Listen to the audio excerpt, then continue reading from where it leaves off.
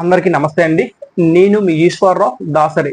Friends, CRPF tradesman సంబంధించి అంటే ఒక కానిస్టేబుల్ ట్రేడ్ మ్యాన్ గా జాయిన్ అయితే మన సర్వీస్ అంతా ఒక ట్రేడ్ మ్యాన్ గానే రిటైర్ అవుతామా, అంటే హయ్యర్ ర్యాంక్ కి వెళ్ళే అవకాశం ఉందా, ప్రమోషన్ ఛానల్ ఏ విధంగా ఉంటుంది, అలాగే యూనిఫామ్ ఒక జనరల్ డ్యూటీ కానిస్టేబుల్ వేసుకునే యూనిఫామ్ మనకి ఇస్తారా, ఇవన్నీ కూడా ఈ వీడియోలో డిస్కస్ చేసుకుందాం. మంచి ఇన్ఫర్మేషన్ అయితే ఈ వీడియోలో మీకు దొరుకుతుందండి. ఎక్కడ కూడా వీడియోని స్కిప్ చేయకండి, లాస్ట్ వరకు చూడండి. మంచి ఇన్ఫర్మేషన్ అయితే మిస్ అయిపోతుంది, ఎక్కడ కూడా స్కిప్ చేయకండి. ఇంకా మన ఛానల్ని సబ్స్క్రైబ్ చేయని వాళ్ళు దయచేసి ప్లీజ్ సబ్స్క్రైబ్ అయితే చేసుకోండి. అయితే ఒక ట్రేడ్ మ్యాన్ గా జాయిన్ అయితే యూనిఫామ్ వచ్చేసరికి జనరల్ డ్యూటీ కానిస్టేబుల్ వేసుకునే యూనిఫామ్ మీకు ఇస్తారండి. కాకపోతే ఎక్కువ శాతం ట్రేడ్స్ మ్యాన్ అనేది వైట్ టీషర్ట్ మాత్రమే వేసుకుంటారు. ఎందుకంటే జనరల్ డ్యూటీ చేయరు కదండి. సో ఎక్కువగా ఆఫీస్ సైడ్ మాత్రమే ఈ ట్రేడ్స్ మ్యాన్ వర్క్ అనేది చేస్తారు కాబట్టి సో అందువల్ల ఎక్కువగా వీళ్ళు యూనిఫామ్ అనేది వేసుకోరు. యూనిఫామ్ అనేది జనరల్ డ్యూటీతో సమానంగా మీకు కూడా ఇస్తారు, అన్నీ ఉంటాయి. మీకు షూస్ ఇస్తారు, అన్ని వాళ్ళకి జనరల్ డ్యూటీకి సంబంధించి అన్ని కూడా మీకు ఇస్తారు. శాలరీ కూడా జనరల్ డ్యూటీ కానిస్టేబుల్ కు వస్తున్న pay scale level 3 pay scale మీకు కూడా వర్తిస్తుంది. మీకు కూడా ప్రమోషన్ ఛానల్ ఉంది. అయితే కొన్ని ట్రేడ్లకి హయ్యర్ ర్యాంక్ వరకు వెళ్ళి రిటైర్ అవుతారు, కొన్ని ట్రేడ్లకి అసలు ప్రమోషన్ ఛానల్ లేదు. సో వారు ఏ ట్రేడ్ లో జాయిన్ అయ్యారో ఆ ట్రేడ్ లో మాత్రమే కొనసాగుతారు. సో ఏ ట్రేడ్ లో జాయిన్ అయితే మనం హయ్యర్ ర్యాంక్ కి వెళ్తాం. సో అవన్నీ కూడా ఈ వీడియోలో మీకు క్లియర్ గా ఎక్స్ప్లెయిన్ అయితే చేస్తాను. ఇప్పుడు హయ్యర్ ర్యాంక్ గురించి తెలుసుకుందాం. అంటే ఒక మన సిఆర్పిఎఫ్ ట్రేడ్స్ మ్యాన్ లో హయ్యర్ ర్యాంక్ వెళ్ళే ట్రేడ్ గురించి తెలుసుకుందాం. చూడండి, ఇక్కడ హయ్యర్ ర్యాంక్ వెళ్ళే ట్రేడ్ వచ్చేసరికి సిటీ కానిస్టేబుల్ డ్రైవర్. ఒక కానిస్టేబుల్ డ్రైవర్ గా జాయిన్ అయితే హెడ్ కానిస్టేబుల్ వచ్చేసరికి డ్రైవర్ అండి. డ్రైవర్ లోనే హెడ్ కానిస్టేబుల్ ఉంటుంది. సో హెడ్ కానిస్టేబుల్ డ్రైవర్ అవ్వచ్చు. అది ఒక 5 years సర్వీస్ అనేది మనం చేయాల్సి ఉంటుంది. 5 years అనేది కానిస్టేబుల్ డ్రైవర్ గా మనం వర్క్ చేయాల్సి ఉంటుంది. మన సీనియారిటీ లిస్ట్ అంటే మనం ఎప్పుడు జాయిన్ అయ్యామో సీనియారిటీ బట్టి ప్రమోషన్ అనేది ఉంటుందండి. అలాగే డిపార్ట్మెంట్ టెస్టులు కూడా ఉంటాయి. సో మనం ఒక కానిస్టేబుల్ ట్రేడ్మెన్ గా జాయిన్ అయితే మనకు డిపార్ట్మెంట్ టెస్టులు పడుతుంటాయి. మామూలు డైరెక్ట్ రిక్రూట్మెంట్ ద్వారా వెళ్తే మన కాంపిటీషన్ ఎక్కువగా ఉంటుంది. సో ఒక కానిస్టేబుల్ గా ఉండి అక్కడ మన డిపార్ట్మెంట్ టెస్ట్ రాసుకుంటూ మనం మంచి ర్యాంక్ అయితే వెళ్ళొచ్చండి. సో ఇక్కడ హెడ్ కానిస్టేబుల్ గా ఒక 5 years చేస్తే మన సీనియారిటీని బట్టి కానిస్టేబుల్ గా మనం 5 years వర్క్ చేస్తే డ్రైవర్ గా ఒక 5 years తర్వాత హెడ్ కానిస్టేబుల్ అయ్యే అవకాశం అయితే ఉంది. ఇక్కడ కానిస్టేబుల్ డ్రైవర్ వచ్చేసరికి equal to general duty. So వీరికి కూడా వెపన్ ఉంటుంది ఎవరైతే కానిస్టేబుల్ డ్రైవర్ ఉన్నారో. ఎందుకంటే డ్రైవింగ్ అనేది మోస్ట్ ఇంపార్టెంట్ అండి. మిగతా జనరల్ తో పోల్చుకుంటే చాలా ప్రతి విషయం కూడా అబ్జర్వ్ చేయాల్సి ఉంటుంది. ఎందుకంటే డ్రైవింగ్ ఫీల్డ్ లో మొత్తం ఎవరైతే సైనికులు ఉన్నారో వాళ్ళందరినీ వీళ్ళు డ్రైవ్ చేసుకుంటూ తీసుకెళ్ళాలి కాబట్టి అబ్జర్వేషన్ అనేది చాలా ఎక్కువ చేయాల్సి ఉంటుంది. వీరికి వెపన్ ఇస్తారు, AK-47. మొత్తం మన జనరల్ డ్యూటీ ఎవరైతే యూజ్ చేస్తున్నారో దానికి సంబంధించిన వెపన్ అని కూడా ఈ డ్రైవర్కి అయితే ఇస్తారండి. మొత్తం వెపన్ ట్రైనింగ్ ఉంటుంది. మొత్తం జనరల్ డ్యూటీకి తగ్గట్టు వీరికి కూడా ట్రైనింగ్ అనేది ఉంటుందండి. సో నెక్స్ట్ హెడ్ కానిస్టేబుల్ అయిపోయిన తర్వాత నెక్స్ట్ ప్రమోషన్ వచ్చేసరికి ఏఎస్ఐ వచ్చేసరికి ఇక్కడ డ్రైవింగ్ లో ఏఎస్ఐ లేదండి. మీరు ఏఎస్ఐ ప్రమోషన్ అవ్వాలంటే మోటార్ మెకానికల్ అండి. మెకానికల్ సైడ్ అయితే మీరు వెళ్ళాల్సి ఉంటుంది. కొన్ని కోర్సులు అయితే చేయాల్సి ఉంటుంది. ఆ కోర్సులు వీళ్ళు డ్రైవర్ సంబంధించిన వాళ్ళు చేస్తే నెక్స్ట్ వాళ్ళ ప్రమోషన్ వచ్చేసరికి ఎస్ఐ అవ్వచ్చండి. ఏఎస్ఐ అండ్ ఎస్ఐ వచ్చేసరికి మెకానిక్ సైడ్ అయితే వెళ్ళొచ్చండి. ఇది డ్రైవింగ్ సంబంధించిన ప్రమోషన్ ఛానల్. అయితే డ్రైవింగ్ పోస్ట్ అనేది ఈక్వల్ టు జనరల్ డ్యూటీ. వీళ్ళు కూడా జనరల్ డ్యూటీ చేయాల్సిందే పక్కాగా. వీళ్ళు కూడా జనరల్ సంబంధించిన ఆ డేలో ఒక 2-3 hours అయితే వీళ్ళకి జనరల్ డ్యూటీ అయితే వేస్తారండి. కొంచెం ట్రేడ్స్మెన్ లో ఉద్యోగంలో ఒక డ్రైవింగ్ పోస్ట్ అనేది కొంచెం హార్డ్ గా ఉంటుంది. మిగతా జనరల్ డ్యూటీతో పోల్చుకున్న ఒక డ్రైవింగ్ పోస్ట్ అండి కొంచెం హార్డ్ గా ఉంటుంది. ట్రైనింగ్ కూడా అదే విధంగా ఉంటుందండి వీళ్ళకి. నెక్స్ట్ కానిస్టేబుల్ మోటార్ మెకానికల్ అండి. కానిస్టేబుల్ మోటార్ మెకానిక్ వచ్చేసరికి వీరికి అదే ట్రేడ్ లోనే హెడ్ కానిస్టేబుల్ అవుతారు. ఒక 5 years సర్వీస్ అనేది కానిస్టేబుల్ చేయాలి. సీనియారిటీ బట్టి వాళ్ళకి హెడ్ కానిస్టేబుల్ ఇస్తారు. నెక్స్ట్ ఏఎస్ఐ వీళ్ళు ఏఎస్ఐగా రిటైర్ అయితే అవుతారండి. అందులోనే మోటార్ మెకానిక్ లోనే. సో నెక్స్ట్ కానిస్టేబుల్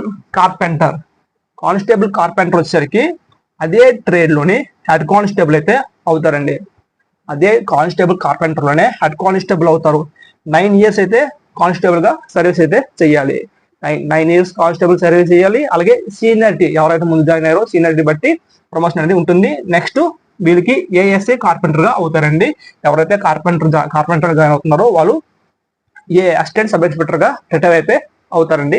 మంచి ఏజ్ లో జాయిన్ అయితే మాత్రం ఒక 18 years లో ఇలా జాయిన్ అయితే వాళ్ళు సబ్ ఇన్స్పెక్టర్ అయ్యే అవకాశం అయితే ఉంది. సో మ్యాక్సిమం చాలా మంది కూడా ఒక ట్రేడ్స్ లో హెడ్ కానిస్టేబుల్ వరకే రిటైర్ అయిపోతారు. ఎందుకంటే అందులోకి వెళ్ళిన తర్వాత డిపార్ట్మెంట్ ట్రస్ట్ పాస్ అవ్వాలి, కొన్ని కోర్సులు చేయాలి, ఇవన్నీ చేయాల్సి ఉంటుంది. కాబట్టి ఎవరైతే కొంచెం నాలెడ్జ్ అనేది మంచిగా ఇంప్రూవ్ ఉంటే వాళ్ళైతే మంచి పొజిషన్కి వెళ్ళే అవకాశం అయితే ఉందండి. నెక్స్ట్ కానిస్టేబుల్ టైలర్ వచ్చరికి వీళ్ళు కూడా 9 years అనేది కానిస్టేబుల్ గా మీరు వర్క్ అయితే చేయాల్సి ఉంటుంది. Next ASI assistant sub inspector గా వాళ్ళు నెక్స్ట్ ప్రమోషన్ ఉంటుంది. నెక్స్ట్ ఏఎస్ఐ గా రిటైర్ అవుతారు. అదే ట్రేడ్ లో టైలర్ ట్రేడ్ లోనే ఒక సబ్ ఇన్స్పెక్టర్ గా రిటైర్ అయితే అవుతారు. సో వాళ్ళకి సంబంధించిన ఆ ట్రేడ్ కి సంబంధించిన కొన్ని కోర్సులు అయితే చేయాల్సి ఉంటుందండి. ఆ కోర్సులు అలాగే డిపార్ట్మెంటల్ టెస్టులు పాస్ అయితే వాళ్ళు నెక్స్ట్ ప్రమోషన్ అయితే వెళ్తారు. అలాగే సీనియారిటీ బట్టి కూడా ప్రమోషన్ అనేది ఉంటుందండి. సో ఇది హయ్యర్ ర్యాంక్ అండి. హయ్యర్ ర్యాంక్ కి వెళ్ళే ట్రేడ్లు అయితే ఇవ్వండి. సో హయ్యర్ ర్యాంక్ వెళ్ళే ట్రైలర్స్కి డ్రైవర్లు, మోటార్ మెకానికల్, కార్పెంటర్, టైలరు ఇది టెక్నికల్ సంబంధించిన ట్రేడ్స్ అండి. ఈ ట్రేడ్ వాళ్ళు మాత్రమే హయ్యర్ ర్యాంక్ కి వెళ్తారండి. నెక్స్ట్ అసలు నో హయ్యర్ ర్యాంక్ చూద్దామండి. ఇక్కడ గార్డెనరు, బిగ్లరు, పెయింటరు వీళ్ళకి హెడ్ కానిస్టేబుల్ గా మాత్రమే ప్రమోషన్ ఉంటుందండి. వీళ్ళు హెడ్ కానిస్టేబుల్ గా రిటైర్ అవుతారు. శాలరీ అనేది వీళ్ళలాగే శాలరీ మంచిగా ఉంటుంది. కాకపోతే ప్రమోషన్ ఛానల్ అనేది వీళ్ళకి లేదండి. ఓన్లీ హెడ్ కానిస్టేబుల్ గా రిటైర్ అవుతారు. వీళ్ళకి ఇంకో సైడ్ జనరల్ డ్యూటీ సైడ్ అయితే వీరు వెళ్ళే అవకాశం అయితే ఉందండి. జనరల్ డ్యూటీ అంటే గార్డెనర్ నుండి, బిగ్లర్ నుండి, పెయింటర్ నుండి జనరల్ డ్యూటీకి వెళ్ళే అవకాశం అయితే ఉంది. వీళ్ళకైతే హెడ్ కానిస్టేబుల్ గా రిటైర్ అయితే అవుతారు. నెక్స్ట్ వచ్చరికి సఫాయి కర్మచారి, వాషర్ మ్యాన్, బార్బర్, కాబ్లర్, కుక్కు, వాటర్ క్యారియర్ వీళ్ళకి కూడా ప్రమోషన్ ఛానల్ అనేది లేదండి. ఓన్లీ హెడ్ కానిస్టేబుల్ గా మాత్రమే రిటైర్ అయితే అవుతారు. వీరికైతే జనరల్ డ్యూటీకి వెళ్ళే అవకాశం లేదు. వీళ్ళకి జనరల్ డ్యూటీ వేరండి. వీళ్ళకి జనరల్ డ్యూటీ వేరు. వీళ్ళకి సంబంధించిన ట్రేడ్స్ లో మాత్రమే వీళ్ళు వర్క్ చేయాల్సి ఉంటుంది. వీళ్ళకి వేస్తారండి బిగ్లర్ కి, పెయింటర్ కి వీళ్ళకి హెడ్ కానిస్టేబుల్ రిటైర్ అవుతారు. అలాగే జనరల్ డ్యూటీ కూడా చేయాల్సి ఉంటుందండి. ఎవరు?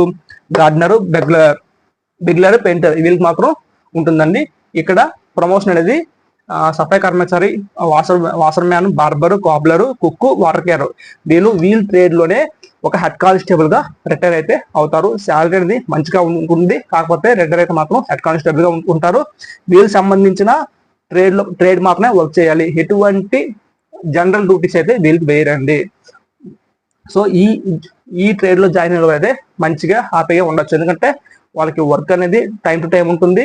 అలాగే చదువుకోవడానికి సమయం అనేది ఉంటుందండి. సో ఇందులో జాయిన్ అయిన తర్వాత నెక్స్ట్ మనం హయ్యర్ ర్యాంక్ రాసుకోవచ్చండి. ఇందులో జాయిన్ అయిన తర్వాత హయ్యర్ ర్యాంక్ లేదండి. ఇందులో మనం జాయిన్ అవుతూ మనం మినిమం 5 years వర్క్ చేసిన తర్వాత డిపార్ట్మెంట్ క్లాస్లు పడతాయి. ఎల్డీసీ పడుతుంది, అసిస్టెంట్ కమాండ్ లో పడుతుంటాయి కదండి, అవి పడుతుంటాయి. తర్వాత మినిస్ట్రీలు పడుతుంటాయి. అన్ని కూడా మనం రాసుకోవచ్చండి. కాకపోతే లెవెల్ 3 పే స్కేల్ ఉండడానికి మాత్రం మీరు అప్లికేషన్ పెట్టుకుంటే మీకు పంపించరండి. సో ఎందుకంటే మనకి ఇందులో వీళ్ళకి కూడా మనకి ట్రేడ్స్ మ్యాన్ కూడా లెవెల్ 3 పే స్కేల్ కదండి. సో లెవెల్ 3 పే స్కేల్ సంబంధించిన ఏ జాబ్ పెట్టినా మీకు పంపించరండి. సో దానికి పై అనమాట. లెవెల్ 4 అంటే హెడ్ కానిస్టేబుల్ అండి. సో లెవెల్ 4 సంబంధించిన ఏ టెస్టులు రాసినా మీకు రిలీవింగ్ అయితే ఇస్తారు. సో ఇదండి ఈ వీడియోలో మీకు అర్థమైంది అనుకుంటాను. సో ఏ ఉద్యోగమైనా ప్రమోషన్ ఛానల్ అయితే ఉంటుందండి. సో ట్రేడ్ మ్యాన్ అని సింపుల్ గా తీయకండి. మంచిగా ఎవరైతే నెక్స్ట్ జాబ్ వస్తే కంపల్సరిగా వెళ్ళండి, జాయిన్ అవ్వండి.